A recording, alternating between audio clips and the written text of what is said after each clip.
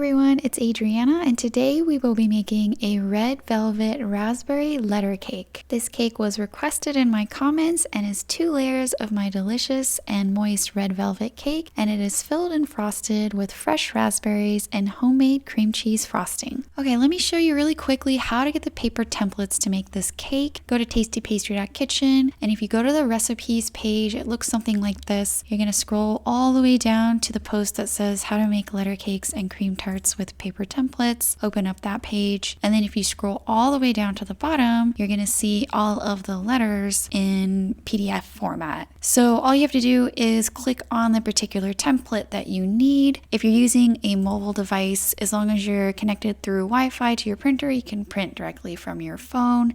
So it's going to open up the template like this. And the print function, you can just print directly from here. You can save it for later. So go ahead and print out the template that you need and bring it into the kitchen. The other thing that you'll need is a red velvet cake that has been baked in a half-sheet pan and frozen. So I will leave a video for you in the description box below and in the corner of this video on how to do that. Working with a cake that is frozen is going to make your life 100 times easier. So trust me that this is an important step and don't skip it. It's not going to alter the taste or the texture of your cake as long as you wrap it really well. So go ahead and unwrap your half-sheet cake and let's prepare to cut out the letters. You can do the cutting on a large cutting board if you have it, but I'm just going to do it on a piece of parchment paper and lightly cut on top of my countertop. So place that piece of parchment on the back side, flip the cake over, and then peel off the rest of the plastic wrap. So go ahead and grab your template and your cake board or whatever platter you're serving it on. The handy dandy thing about using my templates is that I just pre-measured everything to streamline this process for you as much as possible. So one letter is going to fit on a standard 10 by 14 cake board. Go ahead and cut out your letter and place it on your cake. Don't do any major cutting at this point unless you've made this particular letter before, but use a knife to kind of mark the areas where you think the letter starts and ends. It's always good to just plan things out like this in advance, and if you're using a different pan that I showed you earlier in the video, that way you can trim the letter to kind of fit the cake that you're working with. Then once you get a general idea of how you're going to cut this piece of cake, go ahead and just start cutting around your template. Now the colder your cake is, the smoother your cut will be. So try not to use a sawing motion at all, but rather do a smooth and clean cut so you don't get really fuzzy edges around the cake. Once you're done with your first letter, go ahead and remove that from the parchment and place it on your cake board or platter.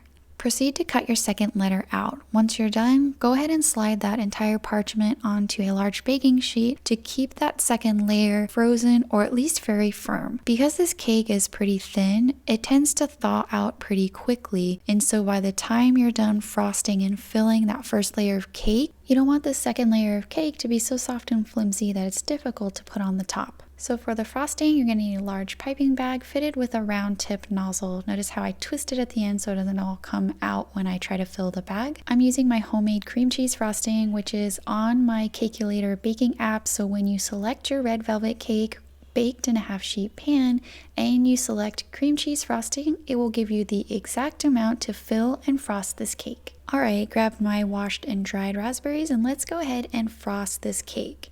So to make this style of cake, you're going to be using a round tip nozzle to create these little kisses alongside the inside and top of the cake. If this is your first time doing this type of piping, I suggest doing a practice run in an inconspicuous place on the cake like I did in the center right there. That'll give you a gauge on the pressure and the height that you have to hold the nozzle above the cake to obtain that kiss shape. Also, if you're piping a letter that you've never piped before, notice how I piped 3 on the top of that one leg of the K, and then at the bottom, that's kind of mapping out how many kisses go across the length of the K. And so that kind of just maps it out so that it looks really neat and tidy and you can pipe the rest of the K really neatly. Now, if you wanted to fill the entire cake with just cream cheese frosting, you will have enough. You just have to continue piping those little kisses. But I'm going to use some raspberries because I love the flavor of raspberries with red velvet cake. And so I'm using about 2 containers of raspberries washed and dried, and I'm picking out the mushy ones and placing it in between the rows of piping because I want to save the really nice looking ones for the top of the cake. Here's the completed first layer of cake, which I think is a beautiful cake on its own, but we'll go ahead and grab that second layer from the freezer and place it on top. So the cake should be nice and firm from the freezer. Go ahead and flip it over and then peel off that parchment paper backing that we placed it on and carefully place it on top of your first layer of cake. Make sure it's nice and even and tidy up the sides a little bit. Then grab your piping bag and start piping those kisses again. So by now you should have a better idea of how you want to pipe out the kisses, but again, I did 3 at the top. I'm going to do 3 at the bottom again, and then I'm going to line up the kisses along this left side of the K first. Then continue piping along the perimeter. Now to finish up the piping, all you have to do is complete the rows by filling in the centers. It's a little more difficult when there's a diagonal like in a K and when you get to the very center of the cake, but if you're using decorations, it's typically not a huge deal. And the last part of this cake is to just decorate with whatever toppings you like. So common decorations for monogram and letter cakes include flowers and cookies, candies, fruit. I'm just going to stick with the raspberries since that's the flavor of the cake.